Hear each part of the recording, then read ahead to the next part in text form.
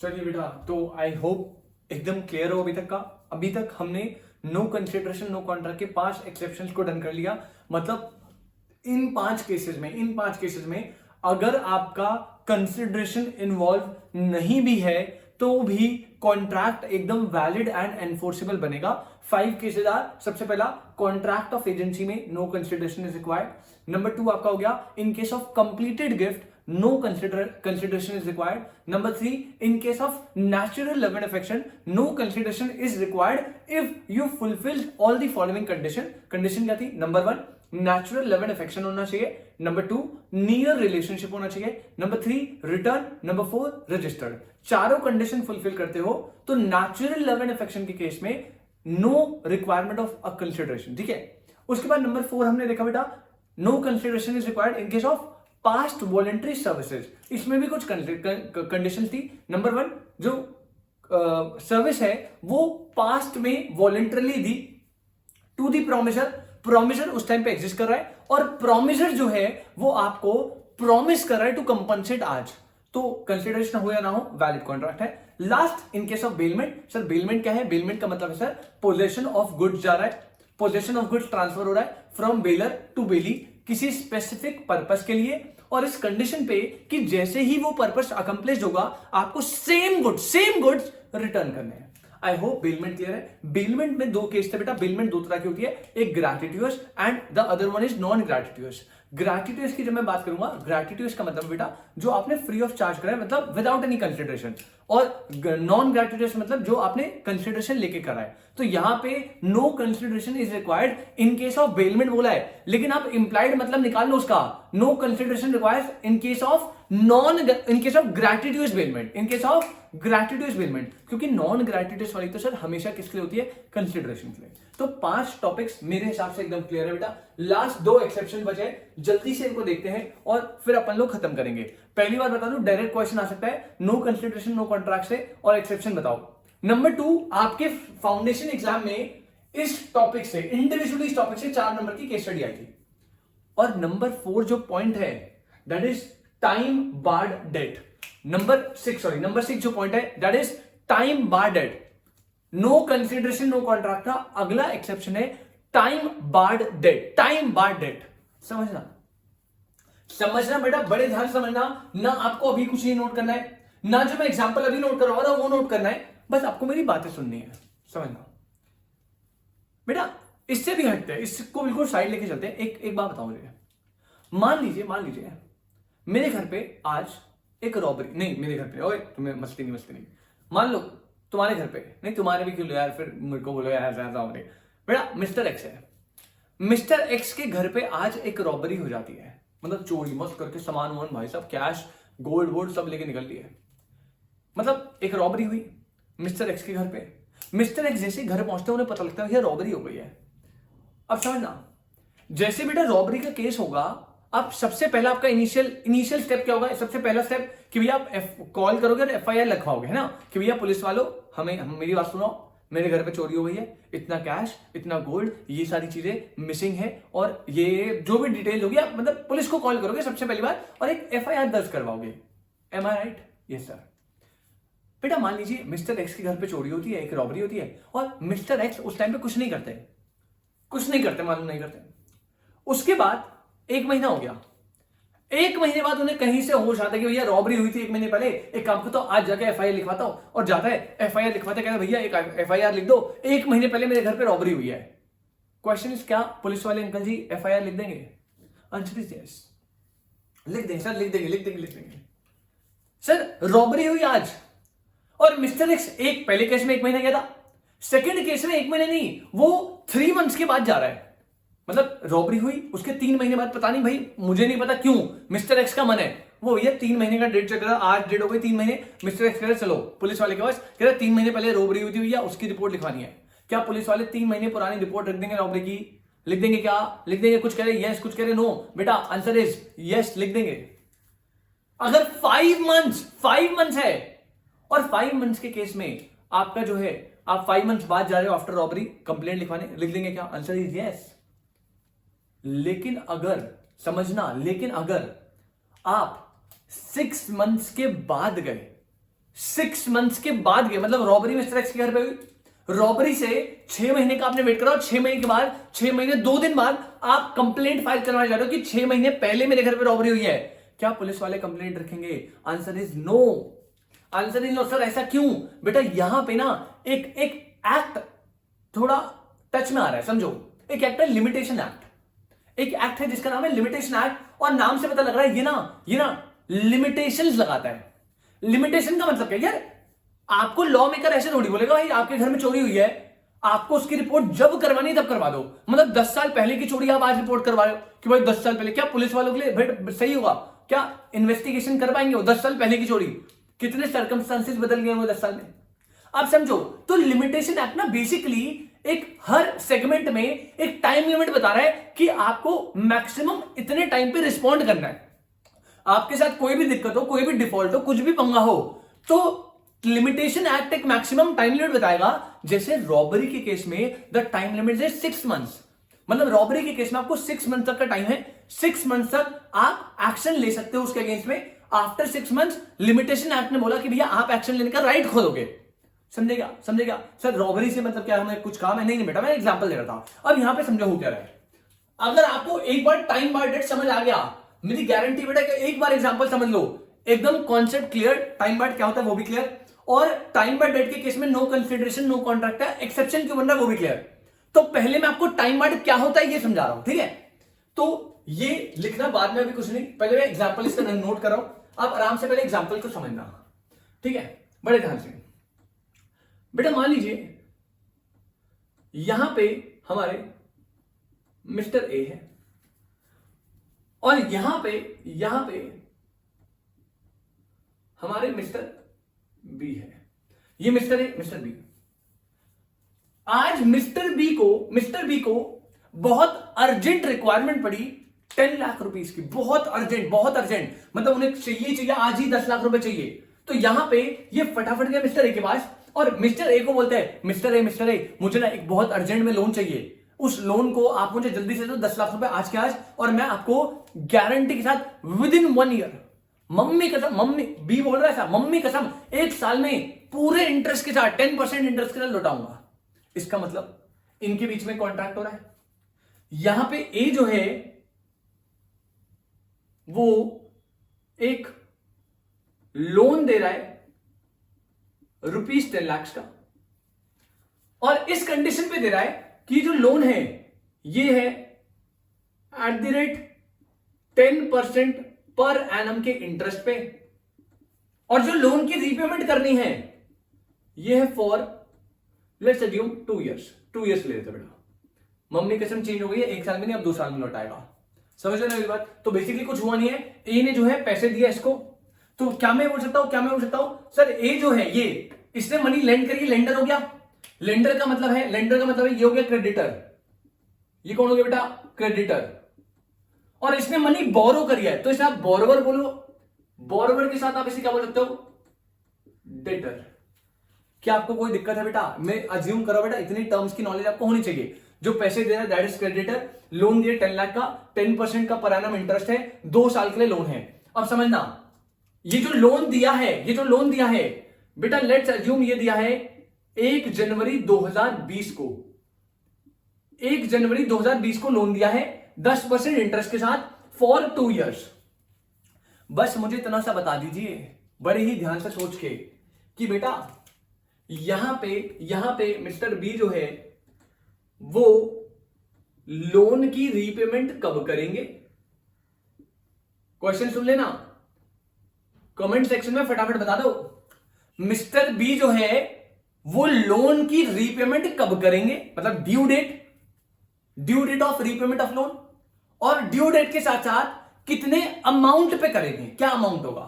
तो आप कहोगे सर ऐसे ना हलवे सवाल हमसे मत पूछा करो सर, हम है बदमाश, ऐसे छोटे मोटे सवालों का जवाब नहीं देते आपके, बट आप इतने दिल से पूछ रहे हो सर, तो हम बताएंगे आपको। आप चौधरी बन रहे हो सर, हम बताएंगे सर। क्या हलवा पूछ रहे हो सर? 1 जनवरी 2020 को लोन दिया है, लोन है फॉर 2 इयर्स, तो जो ड्यू डेट आती है किसकी due date? Repayment of loan की ड्यू डेट फॉर रीपेमेंट वो आएगी आफ्टर 2 इयर्स, यानी कि 1 जनवरी 2022, 1 जनवरी 2022। क्या इसमें कोई दिक्कत है आपको? बेटा 31 दिसंबर 2021 भी ले सकते हो, 1 जनवरी 22 भी अगर आपका हुआ। अभी हमारा सब्जेक्ट मैटर ये नहीं है, यहां से हमने स्टार्ट करा, 2 ईयर काउंट करें और जो अमाउंट बनेगी वो आपको देनी है ₹10 लाख, तो आपको देना ही देना है। साथ में 10% इंटरेस्ट पर एनम है फॉर 2 ईयर्स। तो बेटा 10% मतलब 1 लाख रुपए, 2 साल के लिए 2 लाख, तो आपको 10 लाख प्रिंसिपल, 2 लाख इंटरेस्ट, यानी टोटल मिला के 12 लाख रुपीस की पेमेंट करनी है ऑन 1 जनवरी 2022 को। किसको करनी है? मिस्टर बी को वापस करेंगे मिस्टर ए, ठीक है ना। तो मिस्टर बी 12 लाख रुपए 1 जनवरी 2022 को वापस करेंगे मिस्टर ए को। क्या इसमें कोई दिक्कत है आपको? क्या इसमें कोई दिक्कत है? नहीं सर, कोई पंगा ही नहीं है, कोई दिक्कत ही नहीं है, सिंपल सा केस है। पैसे दिए उधार पे, ड्यू डेट ये रही, पैसे इतने देने हैं, वापस करेगा, कोई दिक्कत नहीं सर। पंगा समझो, पंगा क्या हुआ बेटा? पंगा ये हुआ कि ड्यू डेट आई, मतलब ड्यू डेट पे भाई पेमेंट करनी थी 12 लाख रुपए, मतलब ड्यू डेट आई 1 जनवरी 2022, और यहां पे पेमेंट तो कुछ हुई नहीं। डेटर भाई ने ड्यू डेट पे डिफॉल्ट मार दिया भाई।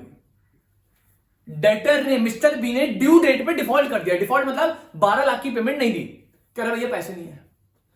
मिस्टर ए के पास क्या कह रहा, भैया मेरे पास पैसे नहीं है, मुझे पता है आपके 2 साल खत्म हो गए हैं, मुझे 10 लाख के साथ 2 लाख का इंटरेस्ट 12 लाख लौटाने हैं, लेकिन अभी मैं पेमेंट नहीं कर सकता, मेरे पास पैसे नहीं है।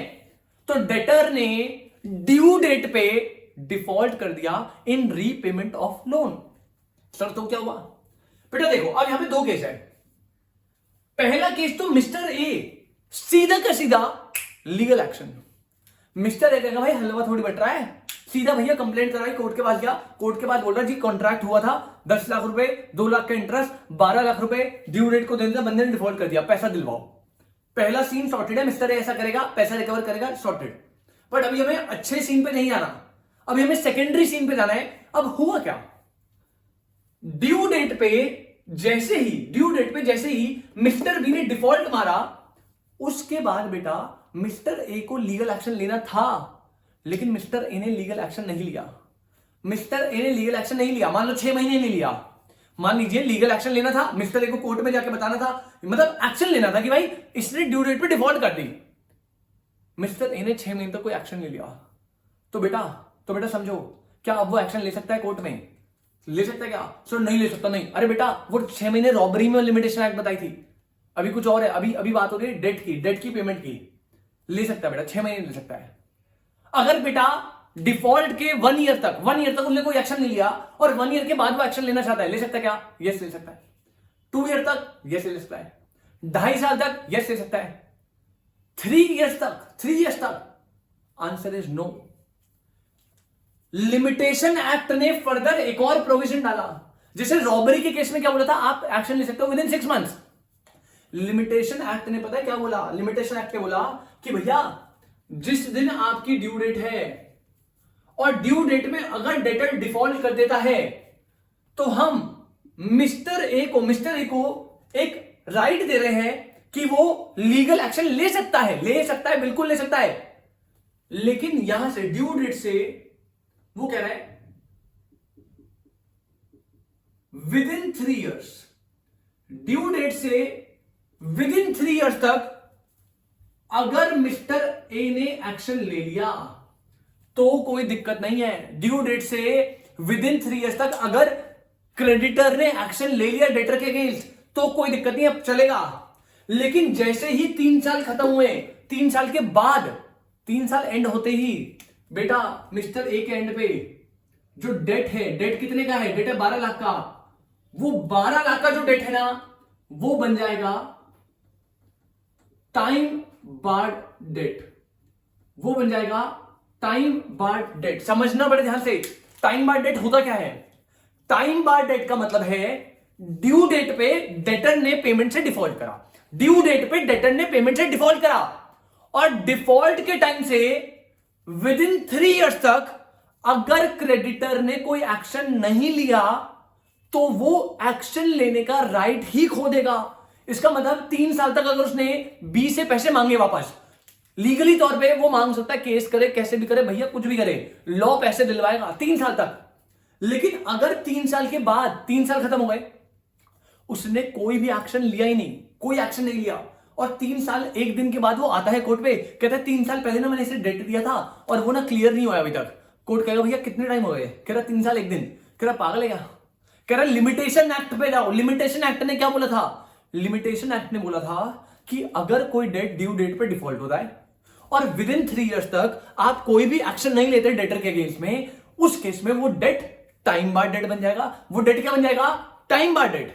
और अगर एक बार कोई डेट टाइम बार डेट बन गया तो मिस्टर ए अपने राइट ऑफ रिकवरी खो देंगे।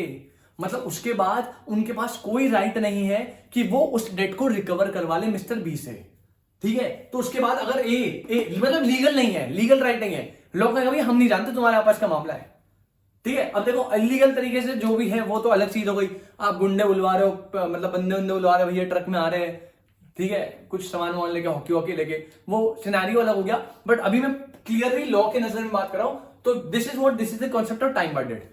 तो बेसिकली टाइम बार डेट है क्या, मैं बताता हूं। अभी मैंने ये नहीं बताया नो कंसिडरेशन नो कॉन्ट्रैक्ट है, एक्सेप्शन कैसे बन रहा है, अभी बस मैं इतना बता रहा हूं कि टाइम बार डेट होता क्या है। तो time bar debt is what sir, अगर कोई डेट ड्यू डेट पे डिफॉल्ट होता है और डिफॉल्ट होने के विद इन 3 इयर्स तक जो क्रेडिटर है जिसको पैसे लेने थे वो कोई भी लीगल एक्शन नहीं लेता। बेटा एक्शन लेने की बात हो रही है, मान लो 1 साल के बाद ही मैंने एक्शन ले लिया, अब वो कोर्ट में केस चल रहा है 10 साल तक, वो अलग चीज है, उसे टाइम बार में बना देना, वो तो कोर्ट में केस चल रहा है ना, तो ऑन गोइंग है। अगर मैंने कोई एक्शन ही नहीं लिया 3 साल तक, तो after 3 years debt becomes time bar, debt becomes time bar debt. और अगर वो टाइम बार डेट बन गया तो फिर मैं लीगल एक्शन ले ही नहीं सकता। मतलब इसका मतलब पता क्या है, इसका मतलब है जो मिस्टर बी है ना वो अपने डेट से डिस्चार्ज हो गया, फ्री हो गया। मतलब 3 साल के बाद अगर मैंने डेट नहीं लिया, मतलब मैंने एक्शन नहीं लिया और डेट टाइम बार बन गया, टाइम बार डेट बनते ही डेटर जो है अब वो डेटर नहीं है, अब वो डेटर नहीं है भैया, उसे कोई पैसे देने नहीं है एज पर लॉ। लॉ का भाई लेने से 3 साल के अंदर लेते, तुम्हें 3 साल के बाद क्या आ जा रहा है। तो लिमिटेशन एक्ट ने 3 इयर्स की टाइम दी है, रॉबरी के केस में क्या है 6 मंथ्स है, ऐसे हर चीज हर केस में अलग अलग टाइम है। और लिमिटेशन एक्ट में डेट के केस में रिकवर करने का 3 साल का टाइम दिया कि 3 साल में आपको एक्शन लेना ही लेना है। और आपकी नॉलेज के लिए बता दो बेटा, ये तो लिमिटेशन एक्ट 3 इयर्स का टाइम दिया ना, ये है इन केस ऑफ इमूवेबल गुड्स। अगर मूवेबल गुड्स का डेट है, मूवेबल प्रॉपर्टी, और सॉरी ये 3 इयर्स जो है वो मूवेबल के केस में, अगर इमूवेबल का डेट है तो वहां पे जो टाइम पीरियड है लिमिटेशन एक्ट ने दिया 12 इयर्स, ठीक है। तो वहां पे टाइम बार कब बनेगा, आफ्टर 12 इयर्स। बट हमारे केस में यहां पर है इतना ही है 3 इयर्स वाली limit in case of movable property. Clear बेटा, कोई दिक्कत तो नहीं है, समझो। टाइम बार तो ये तो हो गया। अब पहले मैं डेफिनेशन रीड करवा रहा हूं, उसके बाद आगे का सीन देखते हैं। पहले डेफिनेशन रीड कर लो बता, कह रहे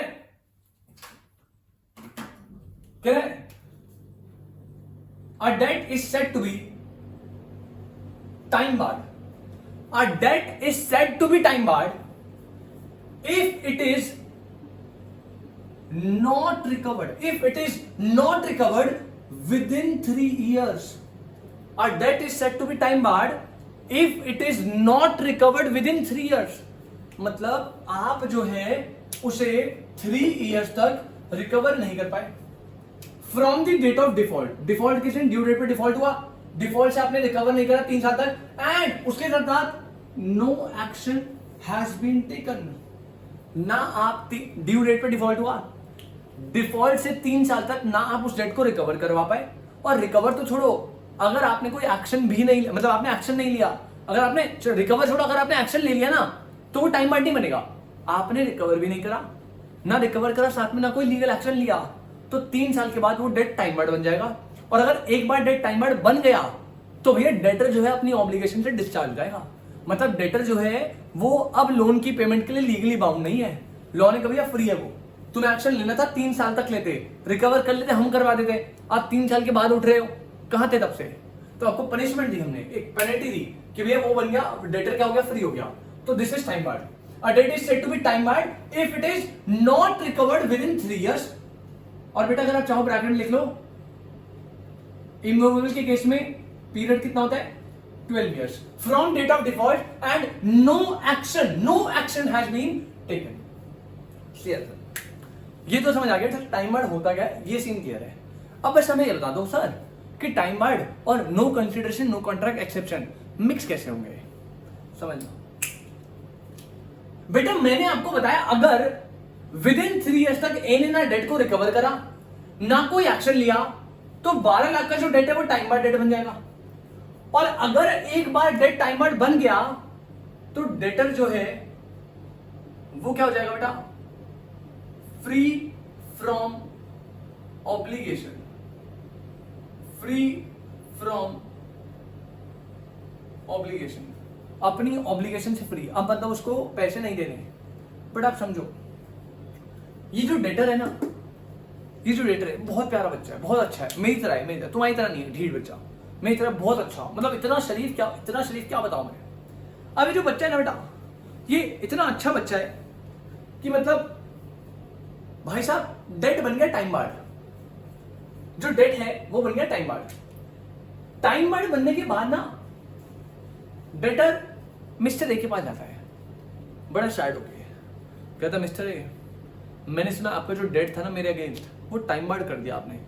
ए परेशान, कह रहा यार मैंने यार गलती कर दी यार, कह रहा बहुत पाई जोड़ के तुझे लोन दिया था यार, उसके बाद यार 3 साल तक यार मैं इतनी टेंशन में था, कहीं था यहाँ भी वहां भी ये काम वो काम, और मुझे याद है ना ड्यू डेट से डिफॉल्ट से 3 साल कब बीत गए, और अब जो डेट है वो टाइम बार्ड बन गया।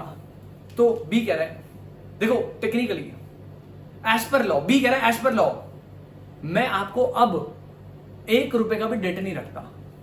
अगर एक बार डेट टाइम बार्ड बन गया तो डेटर तो फ्री फ्रॉम ऑब्लिगेशन हो गया ना, अब वो डेटर है ही नहीं, तो वो कहेगा भैया कौन से 12 लाख। तो डेटर कह रहा है देखो एज पर लॉ क्या मुझे आपको 12 लाख रुपए देने हैं, आंसर इज नो अगर टाइम बार्ड बन गया। लेकिन डेटर है ना बहुत प्यारा दिल का, मेरी तरह है प्यारा दिल का। डेटर कह रहा भाई, रो रहा था, कह रहा भाई चुप हो रहा, पागल है क्या तू, तेरे पैसे मारूंगा भाई है तो अपना, 3 साल पहले इतनी मुश्किल थी मुझे, तब तूने साथ दिया था जब किसी ने साथ नहीं दिया था। आपको मैं एक बात बता दूं बेटा, जब टाइम खराब होता है ना लोग साथ छोड़ते हैं, सबसे पहले रिलेटिव, तो पता ही है तुम्हें। अब तुम्हारा पेपर चलेगा, प्रिपरेशन चलेगी, कोई पूछेगा नहीं किस दुख तकलीफ से आप गुजर रहे हो, आप सीए कर रहे हो क्या कर रहे हो, कोई नहीं पूछने वाला। लेकिन बेटा जब आपका रिजल्ट आएगा ना उस टाइम पे सबसे ज्यादा जो चुल होगी, मैं लिटरली बता रहा हूं, चुल वर्ड यूज कर रहा हूं, वो होगी रिलेटिव को। अब इनको बड़े मतलब क्या बताऊं मैं, आपके दिल में ऐसी ऐसी अच्छी बातें निकलती है इनके लिए। वैसे तो कभी हालचाल नहीं पूछेंगे, रिजल्ट वाले दिन हाँ अरे सीए का रिजल्ट आने वाला था, हो गया क्या, अब मन करता है यार क्या, छोड़ो क्या बोले, मेरे रिलेटिव देख रहे होंगे, ठीक है चलो।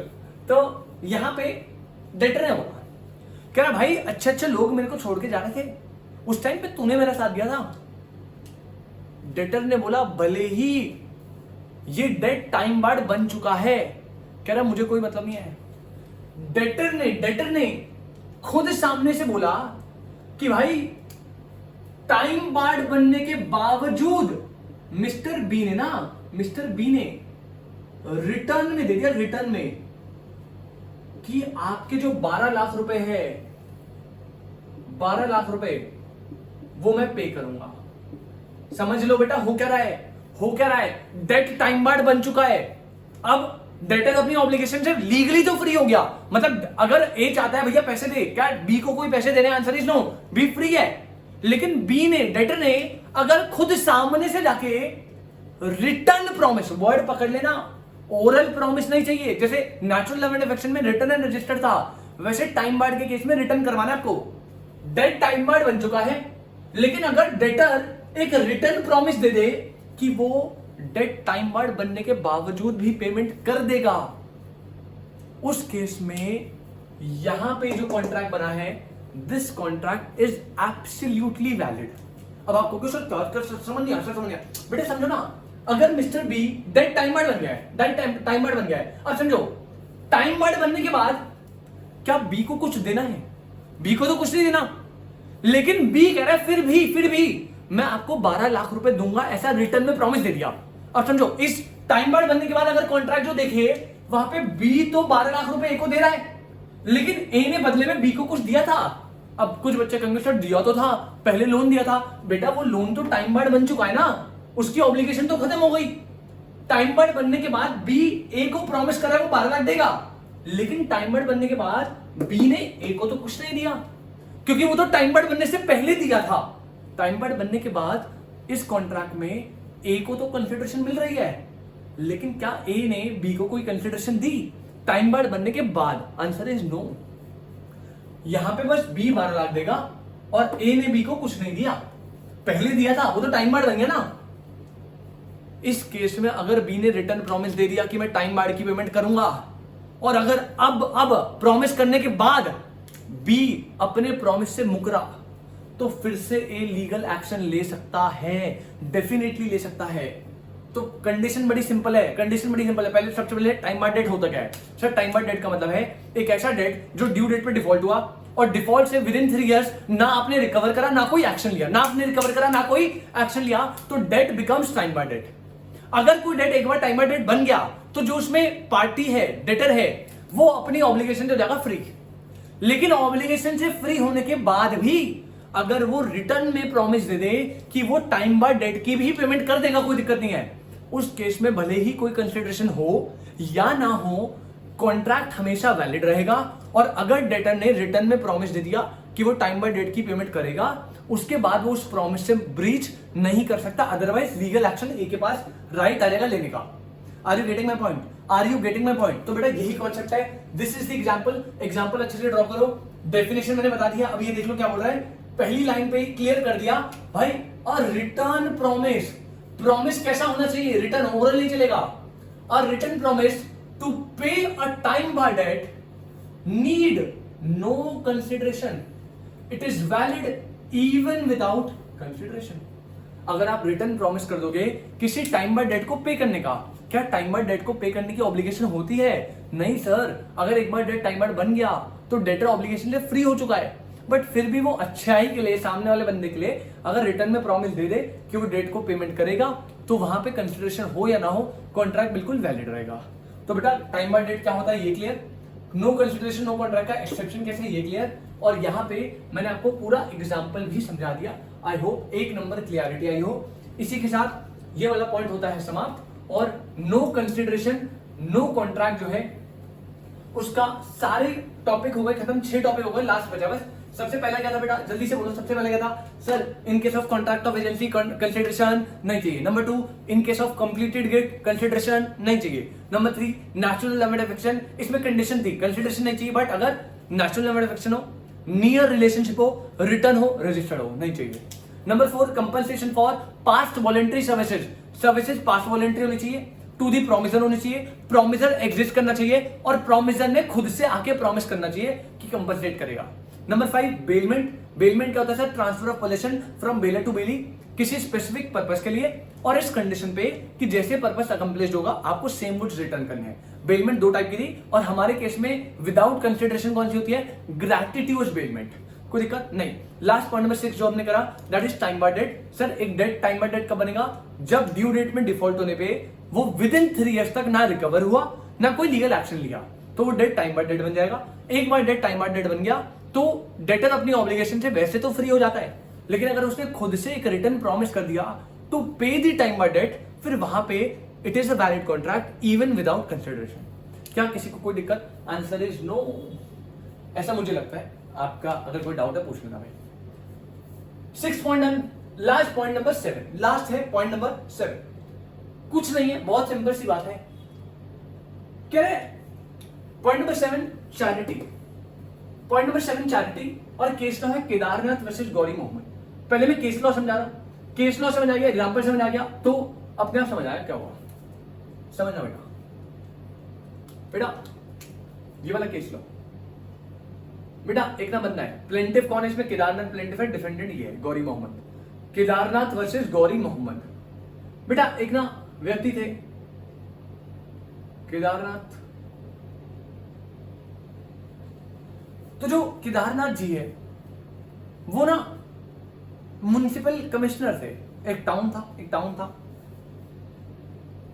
उस टाउन के म्युनिसिपल कमिश्नर थे, ठीक है। अब केदारनाथ जी जो उस टाउन के कमिश्नर है, उन्होंने ये डिसाइड करा कि यार हमारा जो टाउन है, हमारे टाउन के लिए एक हॉल बनाएंगे। टाउन के लिए क्या बनाएंगे? एक हॉल, क्या बोलते हैं, टाउन हॉल बनाएंगे, ऐसे करके मस्त सा टाउन हॉल बनाएंगे। ड्राइंग देख रहे हो कभी? केदारनाथ जी एक टाउन के कमिश्नर है, म्युनिसिपल कमिश्नर। केदारनाथ ने डिसाइड करा कि वो एक टाउन हॉल फॉर्म करेंगे। टाउन में बहुत सारे फंक्शन होते हैं, जैसे कोई भी फेस्टिवल है उसको बनाना है, शादी, बर्थडे पार्टीज, तो उसके लिए आपने देखा होगा बारात घर टाइप होता है ना, जैसे वैसे। तो उस टाउन में उन्होंने ये डिसाइड करा कि हमें टाउन हॉल कंस्ट्रक्ट करेंगे। जब भी टाउन में फंक्शंस करवाने होंगे सबको, तो आप उस टाउन हॉल में करवाओगे, मतलब वेलफेयर पर्पज से सबके लिए, ठीक है। अब केदारनाथ जी ने डिसाइड करा टाउन हॉल बनाना है। टाउन हॉल बनाने के लिए उन्होंने कॉन्ट्रैक्टर को बुलाना था। अब उन्हें पता था, उन्होंने एक एक्सपेक्टेड प्राइस लगा कि यार कॉन्ट्रैक्टर से अगर मैं बातचीत करता हूं, तो कॉन्ट्रैक्टर ने बात करी, कॉन्ट्रैक्टर ने बोला भाई इतना इतना है, ऐसा ऐसा है, और इतना एरिया में लगेगा, ये लगेगा, वो लगेगा, पूरा कोटेशन बता दी, और लेट्स अज्यूम वैल्यूज में अपनी तरफ से ले रहा हूं। कॉन्ट्रैक्टर ने बोला जी आप मुझे 50 लाख रुपए दे दो। 50 लाख रुपए जब आपने दिए, आपका जो कॉन्ट्रैक्ट ये जो है ये बन जाएगा टाउन हॉल। उन्होंने कहा कोई दिक्कत नहीं है। उन्होंने केदारनाथ जी ने एक काम करते हैं, आप रुक जाइए। केदारनाथ जी खुद भाई पूरा टाउन हॉल तो ला नहीं सकते, बना नहीं सकते खुद से, तो उन्होंने क्या करा, उन्होंने इस टाउन हॉल को कंस्ट्रक्शन के लिए, इस टाउन हॉल की कंस्ट्रक्शन के लिए उन्होंने चैरिटी से पैसा उठाया। मतलब उन्होंने डोनेशन डिमांड करी। उन्होंने बोला सबको उन्होंने अनाउंस करवाया कि भाई हमारे टाउन में एक टाउन हॉल कंस्ट्रक्ट होना है, और ये जो टाउन हॉल है सबके बेनिफिट के लिए होगा, इसीलिए मुझे इस टाउन हॉल की कंस्ट्रक्शन के लिए डोनेशन की रिक्वायरमेंट है। आप फटाफट बताइए, जितना आपकी श्रद्धा है उतना आप डोनेट कर दीजिए। कोई फोर्स नहीं डाली, ऐसे बोला जितना आपकी श्रद्धा उतना आप डोनेट कर देना। अभी डोनेशन मांगी नहीं, अभी ना एक लिस्ट प्रिपेयर करी। उन्होंने बोला कोई आइडिया लगाते ना कितना कलेक्शन है, कितना शॉर्टेज है, फिर अपन कॉन्ट्रैक्टर से बात करेंगे, क्योंकि कॉन्ट्रैक्टर ने तो अपना प्राइस बता दिया, उसने बोला 50 लाख रुपए। तो केदारनाथ जी ने अनाउंसमेंट करी कि हमें टाउन हॉल के लिए डोनेशन चाहिए, और आप कितना कितना दे सकते हैं वो लिखवा दीजिए। तो केदारनाथ जी ना ऐसे एक लिस्ट खोल के बैठे, और उसमें सब्सक्राइबर्स के नाम लिख रहे थे कि कौन कौन आके पैसे देगा। तो मान लीजिए सबसे पहले सब्सक्राइबर बनाया, पहला बंदा आया, उसने बोला टाउन हॉल के लिए ना मैं 2 लाख रुपीज दे दूंगा, ऐसे करके। पहले बंदे ने बोला 2 लाख रुपीज दे दूंगा, पैसे नहीं दे रहा, बस वो लिस्ट में नाम लिखवा रहा है। फिर जब कॉन्ट्रैक्ट बन जाएगा, फिर जब कंस्ट्रक्शन स्टार्ट होगी, तब सबसे कलेक्शन करेंगे, कॉन्ट्रैक्टर को दे देंगे। ऐसा केदारनाथ ने दिमाग लगाया। फिर ऐसे ही सेकंड पर्सन आया, उसने बोला यार मेरा आजकल बजट कम है, अपन 50,000 दे पाएंगे। ऐसे ही थर्ड पर्सन आया, उसने बोला भाई मैं तो जो है 1 लाख रुपीज दे पाऊंगा। और ऐसे ही एक और पर्सन था जिसका नाम था बेटा गौरी मोहम्मद। जो गौरी मोहम्मद है, उसने उस लिस्ट में प्रॉमिस करा कि वो टाउन हॉल की कंस्ट्रक्शन के लिए डोनेशन देगा। लेट्स अज्यूम, मुझे नहीं पता कितना, 2,70,000। 2,70,000। और ऐसे पूरी लिस्ट प्रिपेयर हुई, और अज्यूम करें बेटा पूरी लिस्ट प्रिपेयर करके वो बजट जो है वो 50 लाख का बैठ गया। टोटल मिला के 50 लाख का बजट बन रहा था। और जैसे ही केदारनाथ को पता लगा टाउन हॉल की कंस्ट्रक्शन के लिए डोनेशन मांगी, पहले इसमें लिस्ट बना रहा था वो, उसने लिस्ट बनाते पूरी लिस्ट बनाई, 10 बंदों से मिला के 50 लाख का अमाउंट हो गया। तो बड़ा खुश हुआ, वो कह रहे चलो भाई अब तो कॉन्ट्रैक्ट जो है बन जाएगा। ये लिस्ट बनाने के बाद केदारनाथ जो है वो जाता है कॉन्ट्रैक्टर के पास। कॉन्ट्रैक्टर कौन बेटा? जो कंस्ट्रक्ट करेगा टाउन हॉल, जो टाउन हॉल को कंस्ट्रक्ट करेगा उसके पास जाता है। और केदारनाथ और कॉन्ट्रैक्टर के बीच एक कॉन्ट्रैक्ट हो जाता है। और कॉन्ट्रैक्ट आप क्लियर समझ गए होंगे क्या होगा कि भाई केदारनाथ भाई यहां पे इन्हें 50 लाख रुपीस देंगे, और कॉन्ट्रैक्टर जो है बदले में इनको क्या बना के देगा बेटा? इनका टाउन हॉल बना के देगा। ऐसा करके मस्त कॉन्ट्रैक्ट हो गया। सर पंगा क्या है सर? फिर डोनेशन की लिस्ट बन गई, बजट पूरा सेट है, इसने जाके कॉन्ट्रैक्टर से कॉन्ट्रैक्ट बना दिया कि भाई 50 लाख रुपए दूंगा, टाउन हॉल बना दियो, कॉन्ट्रैक्ट पे साइन कर दिया। अब जब पैसे लेने की बारी आई, मतलब इसको पे करने थे, तो केदारनाथ क्या भैया आ जाओ लिस्ट में। पहले बोला S1 आया, 2 लाख रुपए दिए, कह रहा चल भाई बढ़िया, टिक लगा दिया। फिर केदारनाथ में S2 50 लाख रुपए, S2 आया 50 लाख रुपए, टिक लगा दिया। S3 1 लाख रुपए, S3 आया 1 लाख रुपए दिए, केदारनाथ ने टिक लगा दिया। जब लिस्ट में 4th नाम आया, केदारनाथ ने बोला गौरी मोहम्मद 2,70,000 रुपए लेके फटाफट। गौरी मोहम्मद आया और गौरी मोहम्मद कह रहा है कि यार जब लिस्ट बन रही थी तब मैंने प्रॉमिस कर दिया था, लेकिन अब मैं पैसे नहीं दे सकता। अब मैं पैसे नहीं दे सकता मतलब मैंने प्रॉमिस तो कर दिया लेकिन मैं पैसे नहीं दूंगा, अब नहीं दे सकता ड्यू टू एनी रीजन, मना कर दिया बस। भाई केदारनाथ की खोपड़ी खराब। केदारनाथ इधर इधर इधर कह रहा जब लिस्ट बन रही थी तो क्यों आया था? गौरी मोहम्मद ने कहा मेरी मर्जी है, मैं आऊंगा, मेरा मन है, कुछ कर लेगा क्या? गौरी मोहम्मद कह रहा पागल है क्या? अबे कह रहा भाई मैंने उसके साथ कॉन्ट्रैक्ट बना दिया 50 लाख का। इन फिगर्स को मेजर करते हुए मुझे लगा कि इतना मेजर हो रहा है, 50 लाख बन जाएंगे तो मैंने दे दिया, आगे कॉन्ट्रैक्ट साइन करके आ गया मैं। अगर यहाँ पे कॉन्ट्रैक्ट थोड़ा पंगे हो जाएंगे, मारेगा मेरे को, प्रसाद दे देगा। तो गौरी मोहम्मद कह रहा है मेरी थोड़ी गलती है, तुमने अब पिट तो भाई। केदारनाथ को गुस्सा आ गया। केदारनाथ कह रहा भाई गौरी मोहम्मद 2,70,000 रुपए दे दे फटाफट, और ये डोनेशन जो तू देगा कह रहा मैं थोड़ी खाऊंगा भाई, टाउन हॉल बनेगा, पूरे टाउन के लिए बनेगा, सबका बेनिफिट है, पंगा हो जाएगा अपना बहुत तगड़ा। भाई गौरी मोहम्मद ने मना कर दिया, कह रहा भैया मैं नहीं दे रहा, मैं दे ही नहीं रहा। और जब ऐसा करा तो केदारनाथ को गुस्सा आया और केदारनाथ जो है वो बन गया प्लेंटिव, मतलब वो चला गया कोर्ट के पास और कोर्ट में उसने केस फाइल कर दिया। जो केस फाइल करता है उसे बोलते हैं प्लेंटिव। केदारनाथ गया कोर्ट के पास और कोर्ट में पूरा सिचुएशन बता दिया कि भैया टाउन हॉल कंस्ट्रक्ट करना था, 50 लाख का एस्टिमेटेड बजट था, मैंने एक सब्सक्राइबर लिस्ट बनाई कि जिसमें बंदे प्रॉमिस करेंगे कितना कितना देना है, सबने अपना अपना अमाउंट बताया, किसी को फोर्स नहीं करा था, सबने अपनी इच्छा से बताया।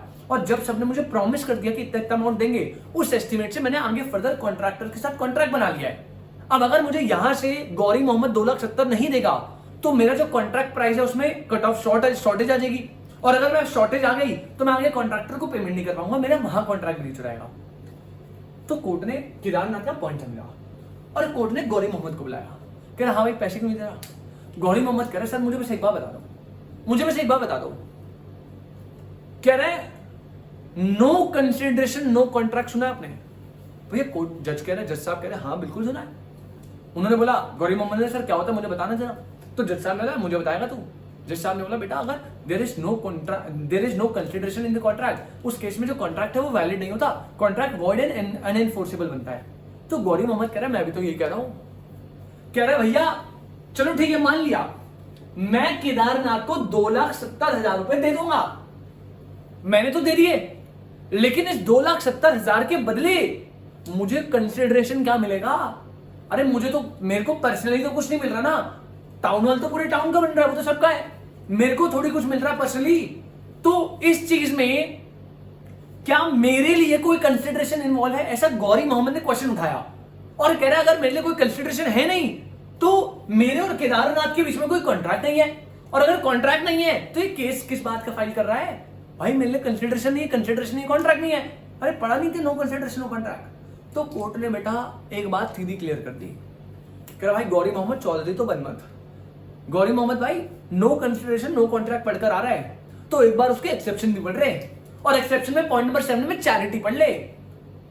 अगर आपने किसी व्यक्ति को पैसे देने का प्रॉमिस करा, किसी व्यक्ति को पैसे देने का प्रॉमिस करा for the purpose of charity और डोनेशन, वर्ड पकड़ना, for the purpose of charity और डोनेशन, अगर आपने पैसे देने का प्रॉमिस करा है वो भी चैरिटी और डोनेशन के नाम से, उस केस में कॉन्ट्रैक्ट बिल्कुल वैलिड रहेगा even without consideration. Even without consideration मतलब अगर मैंने एक किसी एनजीओ में डोनेशन देने का प्रॉमिस कर दिया है, अब रिटर्न में मुझे वो कुछ दे या कुछ ना दे, मैंने जो प्रॉमिस अमाउंट है मुझे वो पे करना ही करना पड़ेगा, क्योंकि उनके और मेरे बीच में एक वैलिड कॉन्ट्रैक्ट हो गया। और अगर मैं उससे ब्रीच करूंगा तो भैया ब्रीच में फिर उनके पास लीगल राइट आएंगे, फिर वो जैसे भी पैसे निकलवाए।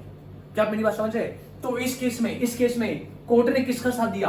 केदारनाथ का, और केदारनाथ के फेवर में अपने जजमेंट दिया और गौरी मोहम्मद को डायरेक्ट करा कि भैया 2,70,000 दे दे, भले तेरे लिए कंसिडरेशन है या नहीं है, चैरिटी के केस में कॉन्ट्रैक्ट वैलिड बनता है इवन विदाउट कंसिडरेशन। तो भैया पैसे पहुंचा दे फटाफट, गोली एकदम, समझ लो क्या? अरे समझ लो क्या? तो भैया फटाफट से फिर गौरी मोहम्मद ने पैसे दिए।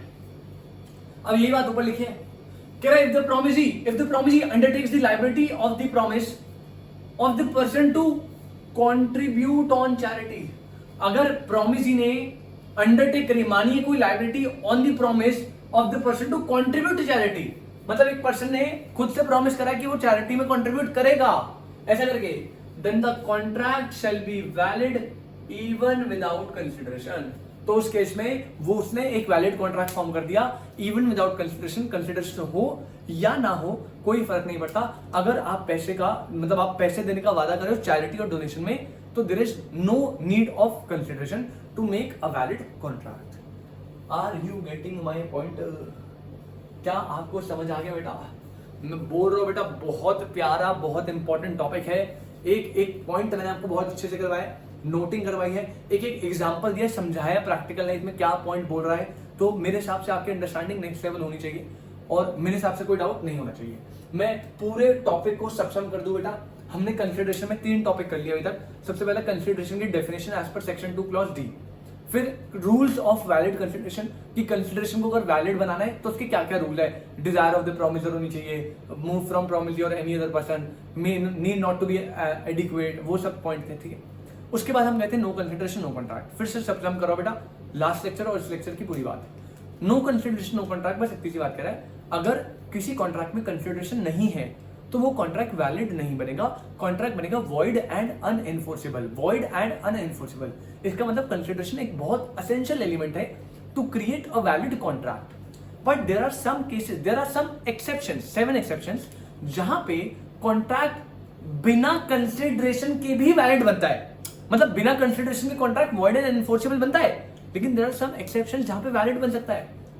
एजेंसी के केस में, कंप्लीटेड गिफ्ट के केस में, number 3 natural love and affection के केस में। बट बेटा इसमें कंडीशन याद रखना, natural love and affection, near relationship, written, registered. Number 4 compensation for past voluntary services, इसमें कंडीशन याद रखना, पास्ट वॉलंटरी सर्विस होनी चाहिए to the promisor, promisee exist करेगा उस टाइम पे प्रोमिसर सॉरी, और प्रोमिसी खुद से आके प्रॉमिस करेगा टू कंपनसेट। नंबर 5 बेलमेंट के केस में, बेलमेंट क्या होती है बेटा, सिर्फ पोजेशन ट्रांसफर होता है बेलर से बेली को पर्पस के लिए, पर्पस फुलफिल होने के बाद सेम गुड्स रिटर्न करने हैं। 2 टाइप की होती है और यहाँ पे बात करें ग्रेटिट्यूड की, जिसमें विदाउट कंसिडरेशन भी बेलमेंट बनती है। करेक्ट, आपने दोस्त को बाइक दे दी, बुक दे दी रखने के लिए, उसके बाद 2 दिन बाद यूज करके वो वापस देगा, ठीक है। उसके बाद 6 पॉइंट हमने करा, नो कंसिडरेशन रिक्वायर्ड किस केस में, टाइम बार डेट के केस में।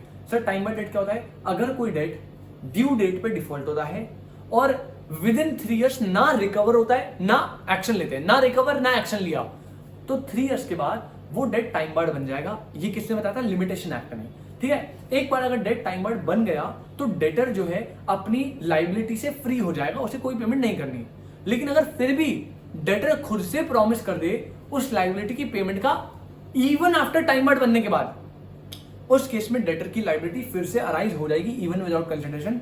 बस एक कंडीशन थी कि जो टाइम बार्ड डेट को पेमेंट करने का एग्रीमेंट बनाया, कॉन्ट्रैक्ट बनाया, वो रिटर्न होना चाहिए, तो रिटर्न प्रॉमिस होना चाहिए, अदरवाइज सब सॉर्टेड है। और लास्ट पॉइंट नंबर 7 मैंने बताया चैरिटी, अगर आप प्रॉमिस कर रहे हो पैसा चैरिटी में देने के लिए, तो उस केस में चाहे कंसिडरेशन हो या ना हो, कॉन्ट्रैक्ट हमेशा वैलिड बनेगा। मतलब चैरिटी या डोनेशन का प्रॉमिस कर दिया तो आपको देनी ही देनी पड़ेगी। मेरे हिसाब से कंसिडरेशन टॉपिक में कोई डाउट नहीं है। अब अगर आपने लिस्ट बनाई होगी, पहला डेफिनेशन खत्म, रूल्स खत्म, नो कंसिडरेशन नो कॉन्ट्रैक्ट के एक्सेप्शन खत्म। अब ना बस एक लास्ट टॉपिक बचा है, कंसिडरेशन का ही पार्ट है, which is doctrine of privity of contract. Sir ये क्या होता है सर, बड़ा अजीब सा नाम, doctrine of privity of contract. तो बेटा लैटिन से ओरिजिनेट है और ये टॉपिक हम अगले लेक्चर्स में अपना कंटिन्यू करेंगे। और अभी इसको इतना ही रखेंगे आज के लिए, और मिलते हैं आपसे नेक्स्ट लेक्चर में। तब तक के लिए आप इतना अच्छे से रिवाइज करो और हम जो है आगे कंटिन्यू करेंगे प्रिविटी ऑफ कॉन्ट्रैक्ट के साथ। तब तक के लिए tata bye bye, take care, bye bye.